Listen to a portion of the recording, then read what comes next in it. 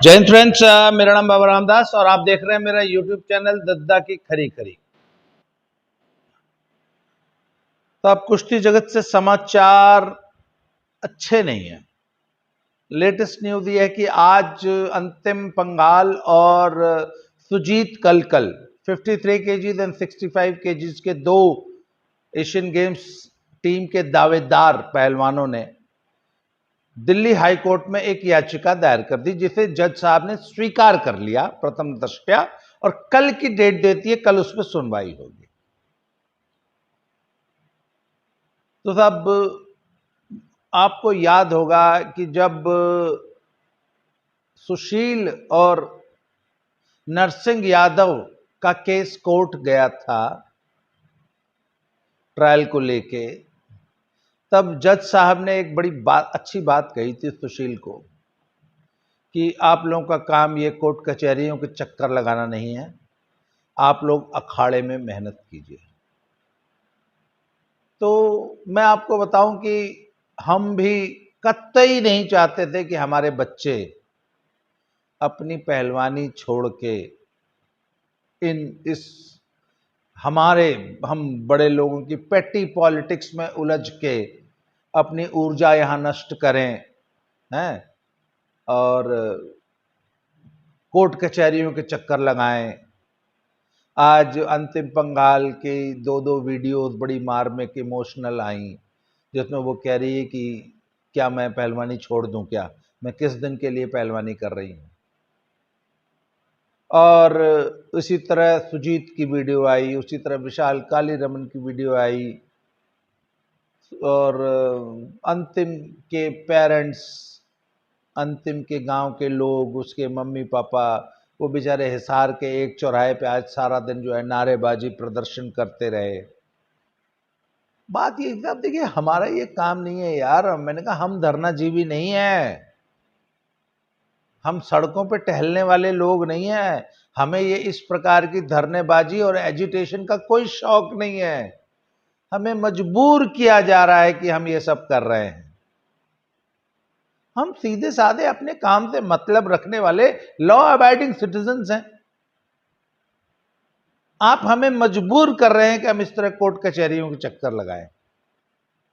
आपको मालूम है, एक रिट पिटीशन हाई कोर्ट में दाखिल करने में कम से कम लाख 1.5 लाख रुपए, जो अगर वकील रियायत कर दे, अगर भाई बंदी जान पहचान या खिलाड़ी के नाम पे न्यूनतम पैसे में भी अगर रिट दायर करेगा तो लाख, सवा लाख, 1.5 लाख रुपए खर्चा आता है।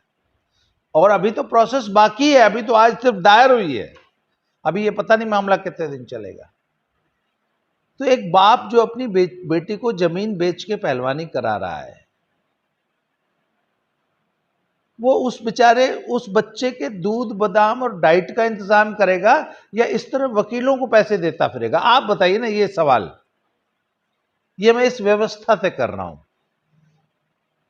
ये जो रिट दायर की है, ये दयानंद कलकल जो कोच साहब हैं, सुजीत के पिताजी, और अंतिम पंघाल के फादर ने दायर की है। तो साहब, रिट दायर हो गई है, कल की डेट दे दी है।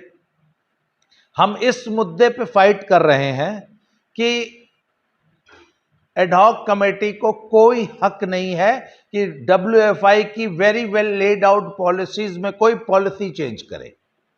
देखिए, एडहॉक कमेटी एक काम चलाऊ सरकार है, काम चलाऊ व्यवस्था है, जो कि जब तक डब्ल्यूएफआई के इलेक्शंस नहीं हो जाते तब तक का कामकाज देखने के लिए इसको बनाया गया है। परंतु इन धरनाजीवियों ने इसको अपने हित साधने का एक इंस्ट्रूमेंट बना लिया। ओरिजिनल एडहॉक कमेटी में 3 सदस्य थे, जिसमें एक चूंकि जज थे, सिटिंग जज, उनको छोड़ दिया जाए, उनका कोई एक्टिव रोल नहीं था, वो सिर्फ चुनाव कराने तक उनका रोल सीमित है। तो बाजवा साहब, भूपेंद्र सिंह बाजवा, वुशु के प्रेसिडेंट, और सुमा शेरूर जी, ये 2 हैं एडहॉक कमेटी के एक्टिव मेंबर। सारा कामकाज बाजवा साहब कर रहे हैं। तो इन धर्नाजीवियों ने ये दो राहु केतु को अपना प्रतिनिधि बना के अपने हित साधने के लिए एक तो पहले एडहॉक कमेटी में घुसाया, जिसको कि हमारे डीजी साई और खेल मंत्रालय ने चुपचाप मान लिया, और अब उन्होंने ये कुश्ती जगत के जूनियर पहलवानों के साथ धोखा करते हुए हमारे बच्चों का हक छीनते हुए इन दोनों को चोर दरवाजे से एशियन गेम्स खिलाने की व्यवस्था कर दी है, जिसके खिलाफ हमें जाना पड़ा। मैं अभी भी आपको बता रहा हूं कि कोर्ट से हमें रिलीफ मिल जाए बहुत अच्छी बात है। अगर नहीं मिला तो कुश्ती जगत इस अन्याय का प्रतिरोध अपने हक की लड़ाई लड़ने के लिए 22 और 23 तारीख को सत्याग्रह करने के लिए तैयार रहे। यह मैं आपको आज बता दे रहा हूं कि कोर्ट, भगवान न करे कि वो नौबत आए, भगवान न करे कि हमारे पहलवान, हमारे बच्चे कुश्ती छोड़ के, अपनी पहलवानी छोड़ के, अपनी उस तपस्या को छोड़ के ये नेतागिरी, ये धरनेबाजी, ये प्रदर्शन, ये हाय हाय मैट पे धरने, ये सब हमें करना पड़े। भगवान करे वो दिन हमें न दिखाए, परंतु यदि ये नौबत आई और हमें कोर्ट से 22 तारीख तक कोई रिलीफ नहीं मिला तो हम अपने हक की लड़ाई लड़ेंगे, और उस लड़ाई में हम अपने बच्चों को इन्वॉल्व नहीं करेंगे। जिन बच्चों ने उस दिन कुश्ती लड़नी है वो इस प्रकार का कोई काम नहीं करेंगे, वो चुपचाप एक कोने में बैठेंगे वहां स्टेडियम में, हॉल में। उनके हक की लड़ाई हम लड़ेंगे। हम पेरेंट्स, अभिभावक, गार्जियन और अन्य कुश्ती प्रेमी, कुश्ती समाज लड़ेगा। हम कोचेस लड़ेंगे, हम ऑफिशियल्स लड़ेंगे, बच्चों को हम इसमें इन्वॉल्व नहीं करेंगे। परंतु यदि आप कुश्ती प्रेमी हैं, यदि आप कुश्ती समाज से आते हैं, यदि आप का कोई बच्चा या कुश्ती से आपका किसी भी प्रकार का कोई जुड़ाव है, यदि आप राष्ट्र प्रेमी हैं, यदि आप एक राष्ट्रवादी व्यक्ति हैं, तो हमारे साथ इस लड़ाई में शामिल होइए और ज्यादा से ज्यादा संख्या में 22 तारीख की सुबह 8 बजे से पहले आईजी स्टेडियम नई दिल्ली पहुंचिए। हम अपने बच्चों के साथ ये अन्याय नहीं होने देंगे। इसके अलावा मैं आपको बताऊं कि कल सुबह मुझे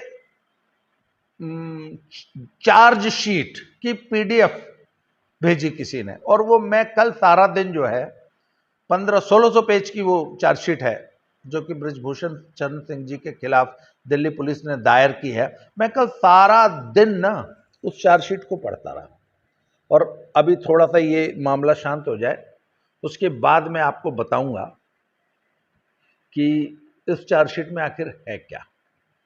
और चूंकि मामला सब जुडिस है तो बहुत ज़्यादा उस पर हम बोल नहीं सकते हैं, परंतु मैं एक बात बताना चाहता हूं कि उस चार्जशीट को पढ़ने के बाद मैं ये पूरी जिम्मेवारी से कह रहा हूं कि ये पूरा जो नाटक, नौटंकी जंतर मंतर से लेकर आज तक इन धरनाजीवियों ने की है, ये सिर्फ और सिर्फ बिना ट्रायल के कॉम्पिटिशन्स खेलने के लिए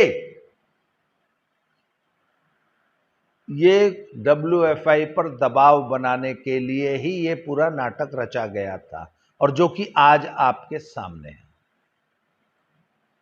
और मैं आपको बताऊं कि वो उस चार्जशीट में दिल्ली पुलिस ने बड़ी व्यापक विवेचना की है, और इन महिला पहलवानों ने जो आरोप लगाया ना, मैं नाम नहीं लूंगा, मैं एक आपको इंस्टेंस 1 मिनट में बता देता हूं कि एक पहलवान ने आरोप लगाया जी कि ऐसे ऐसे जब हम एशियन चैंपियनशिप की ट्रायल हुई लखनऊ में, उसके बाद जब ग्रुप फोटो हुई तो वहाँ फोटो खिंचाते समय मैं सबसे पीछे वाली रो में खड़ी थी, और फिर नेताजी ने इस तरीके से मुझे इनएप्रोप्रिएट टच किया।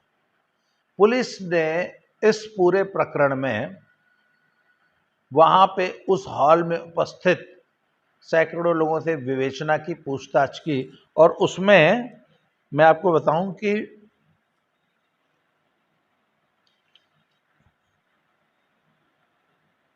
कुल 18 गवाह हैं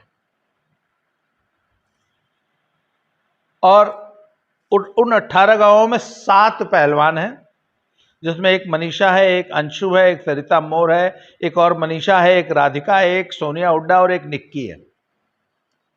तो इन 7 पहलवान 5 कोचेस हैं, जितेंद्र यादव हैं, रणधीर धीरा, साहिल शर्मा, शिक्षा और वीरेंद्र दहिया।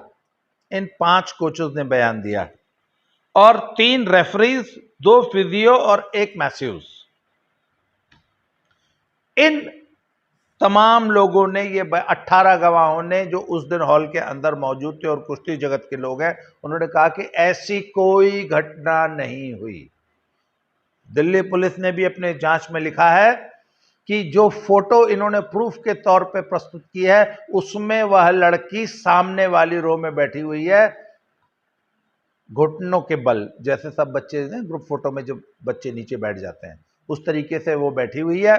और ब्रजभूषण शरण सिंह जी सबसे अंतिम रो में है और किसी ने इसको वहां खड़े और वहां से वापस सामने वाली रो में आते हुए नहीं देखा है। और 18 लोगों ने यह गवाही दी है, 7 पहलवानों ने यह गवाही दी है कि नहीं, हमने ऐसी कोई घटना न देखी न सुनी।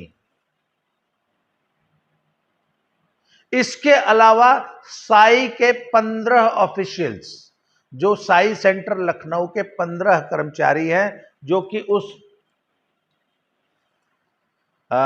हॉल में उस समय मौजूद थे या ड्यूटी पे थे, उन 15 लोगों के भी बयान लिए हैं दिल्ली पुलिस ने और उन्होंने भी ऐसी किसी घटना होने से रिफ्यूज किया है, मना किया। तो उस घटना के गवाह कौन बने हैं? जगबीर मटिंडू और नरेंद्र नामक एक इंटरनेशनल रेफरी। अब सब जुडिस मामला है, कोर्ट क्या निर्णय लेगी, कोर्ट कैसे इसको देखती है, कोर्ट जाने। भैया, समाज की भी एक अदालत होती है और समाज की अदालत में भी तो हम समाज, तो मैं कुश्ती की सेवा के रूप में ये काम कर रहा हूं और मैं आप सबसे आह्वान कर रहा हूं, जितने भी लोग इस वीडियो को देख रहे हैं, 22 जुलाई को दिल्ली के इंदिरा गांधी स्टेडियम में पहुंचिए। इस वीडियो को ज्यादा से ज्यादा शेयर कीजिए, अपने साथ 5 आदमी और लेके आइए, जिससे कि हम अपने बच्चों को न्याय दिला सके। आज के लिए इस वीडियो में इतना ही। बहुत बहुत धन्यवाद। अगली वीडियो में फिर से मिलते हैं। Thank you very much.